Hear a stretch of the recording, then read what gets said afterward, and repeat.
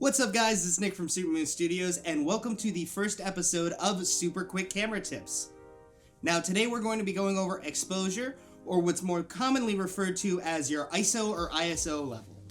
Now ISO stands for International Organization of Standardization, which literally just means that these levels in meters are universal across all different camera types and all different camera bodies. Now exposure originally referred to a film strip's capability to actually capture and contain light on a film stock. You would have to pick up different exposure leveled film strips to make sure that you had the right exposure level for different conditions or times of day. Now in the modern day, exposure and ISO meter just refers to how sensitive your camera sensor is to the natural light around it. Now on a DSLR or a mirrorless camera, your ISO level is normally controlled by a little button on the top of the camera or some type of control on the touch screen. On a more industry standard cinema camera, it might have its own designated switch or dial. And the way that you use your ISO meter and change your exposure is you literally turn it up to make your image brighter and you turn it down to make it darker.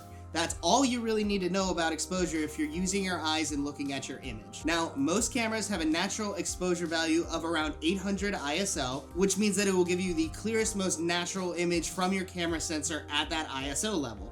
Now, if you stray a little bit higher than this ISO, you might get a little bit of gain and noise in your subject. And if you go a little bit low, you might lose some detail and color in your image. And that's basically all that you need to know about ISO and exposure to get started. You turn it up to make your image brighter, you turn it down to make it darker. Thanks guys, this was the first episode of Super Quick Camera Tips, and we will see you next time.